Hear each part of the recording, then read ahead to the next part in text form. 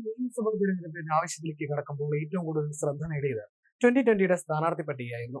വീണ നായർ, ലക്ഷ്മിപ്രിയ, അഖിൽമാര, പ്രോമി തുടങ്ങിയ സെലിബ്രിറ്റികളുടെ സ്ഥാനാർത്ഥിത്വം കാരണമായിരുന്നു അത് ശ്രദ്ധ നേടിയത്. എന്നാൽ വോട്ടർ പട്ടികയിൽ പേരില്ലാത്തതിനെ തുടർന്ന് വീണ നായർക്കും ലക്ഷ്മിപ്രിയയ്ക്കും മത്സര രംഗത്ത് നിന്ന് മാറേണ്ടി വന്നതും വലിയ തിരിച്ചടിയായി. ഈ പശ്ചാത്തലത്തിൽ നടി സ്നേഹ ശ്രീകുമാർ പങ്കുവച്ച ഒരു കുറിപ്പാണ് ഇപ്പോൾ സാമൂഹ്യ മാധ്യമത്തിൽ ശ്രദ്ധ നേടുന്നത്.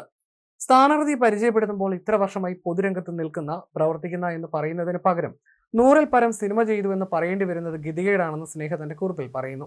സ്നേഹയുടെ കുറിപ്പ് ഇങ്ങനെയാണ്: ജനിച്ചപ്പോൾ മുതൽ തൃപ്പൂണിത്തുറ മണ്ഡലത്തിലായതുകൊണ്ട് തന്നെ അവിടുത്തെ രാഷ്ട്രീയവും സാംസ്കാരികവുമായ കാര്യങ്ങളെ നേരിട്ട് കണ്ട് പരിചയമുണ്ട്. എന്തുകൊണ്ടാണ് ഇവിടെ സീറ്റ് 2020 കൊടുത്തത്? ഉറപ്പായും തൃപ്പൂണിത്തുറയിൽ BJPയുടെ നല്ല പ്രവർത്തകർ ഇല്ലാത്തത് കൊണ്ടല്ല. വർഷങ്ങളായി പൊതുപ്രവർത്തന രംഗത്ത് പരിചയമുള്ളവർ ധാരാളം നിൽക്കുമ്പോൾ തന്നെ ഇങ്ങനെ ഒരു തീരുമാനം എന്തിന്? അഭിനേതാക്കൾ ചെയ്ത കഥാപാത്രങ്ങളോടുള്ള ഇഷ്ടം കൊണ്ട് ഉറപ്പായും അവരെ ഉദ്ഘാടനം, കല്യാണം, പിറന്നാൾ തുടങ്ങിയ പരിപാടികൾക്ക് പരിചയം കൊണ്ടോ അല്ലെങ്കിൽ പൈസ കൊടുത്തിട്ടോ ക്ഷണിക്കാറുണ്ട്. പക്ഷേ അതുപോലെ ഇലക്ഷന് വിളിച്ച് സ്ഥാനാർത്ഥിയായി നിർത്താനുള്ള തീരുമാനം എത്രത്തോളം ഈ നാടിനും രാജ്യത്തിനും ഗുണം ചെയ്യും എന്നതിൽ ആശങ്കയുണ്ട്. ഒരു സ്ഥാനാർത്ഥിയെ പരിചയപ്പെടുത്തുമ്പോൾ ഇത്ര വർഷമായി പൊതുരംഗത്ത് നിൽക്കുന്ന, പ്രവർത്തിക്കുന്ന എന്ന് പറയുന്നതിന് പകരം 100-ൽ പരം സിനിമ ചെയ്തുവെന്ന് പറയേണ്ടി വരുന്നത് ഗതികേട് തന്നെയാണ്.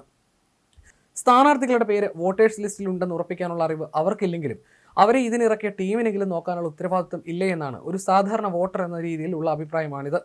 കലാരംഗവും പൊതുപ്രവർത്തനവും ഒന്നിച്ചു കൊണ്ടുപോകുന്ന സ്ഥാനാർത്ഥികളുടെ ബഹുമാനം എന്നുകൂടി പറയാൻ ആഗ്രഹിക്കുന്നു എന്ന് പറഞ്ഞാണ് സ്നേഹ തന്റെ കുറിപ്പ് അവസാനിപ്പിക്കുന്നത്.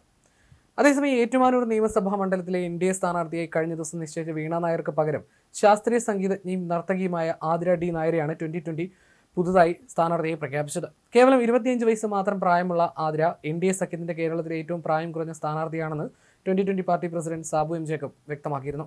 കമ്പ്യൂട്ടർ സയൻസിൽ മാസ്റ്റർ ഡിഗ്രിയുള്ള ആതിര സംരംഭകയും സോഷ്യൽ മീഡിയ ഇൻഫ്ലുവൻസർ കൂടിയാണ്. സാങ്കേതിക കാരണങ്ങളാൽ ഏറ്റുമാനൂരിൽ ആദ്യം പ്രഖ്യാപിച്ച വീണ നായരെ മാറ്റേണ്ടി വന്നപ്പോൾ മണിക്കൂറുകൾക്കകം പുതിയ സ്ഥാനാർത്ഥി പ്രഖ്യാപിക്കാനും പാർട്ടിക്ക് കഴിഞ്ഞു. ഏറ്റുമാനൂർ സ്വദേശിനിയായ ആതിര 2.5 വർഷം മാന്നാനം KE സ്കൂളിൽ അധ്യാപികയായിരുന്നു. ബീഹാറിലെ മൈഥിലി ഠാക്കൂറിനെ പോലെ ബഹുമുഖ പ്രതിഭയാണ് ആതിരയെന്നും സാബു ജേക്കബ് പറഞ്ഞു.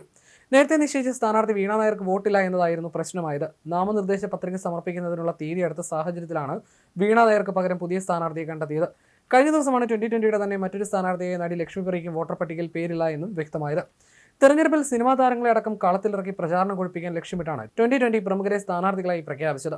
വീണ നായർ നാമനിർദ്ദേശ പത്രിക നൽകുന്നതിനുള്ള നടപടിക്രമങ്ങളിലേക്ക് കടക്കുമ്പോഴാണ് വോട്ടർ പട്ടികയിൽ തന്റെ പേരില്ല എന്ന് മനസ്സിലാക്കിയത്. മുൻപ് താമസിച്ച ചങ്ങനാശ്ശേരിയിൽ വോട്ട് ഉണ്ടാകുമെന്നായിരുന്നു നടി കരുതിയിരുന്നത്.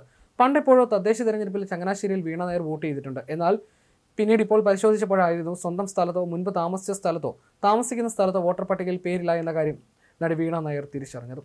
നേരത്തെ നിശ്ചയിച്ച സ്ഥാനാർത്ഥി വീണ നായർക്ക് വോട്ടില്ല എന്നതായിരുന്നു പ്രശ്നമായത്. നാമനിർദ്ദേശ പത്രിക സമർപ്പിക്കുന്നതിനുള്ള തീയതി അടുത്ത സാഹചര്യത്തിലാണ് വീണ നായർക്ക് പകരം പുതിയ സ്ഥാനാർത്ഥിയെ കണ്ടെത്തിയത്.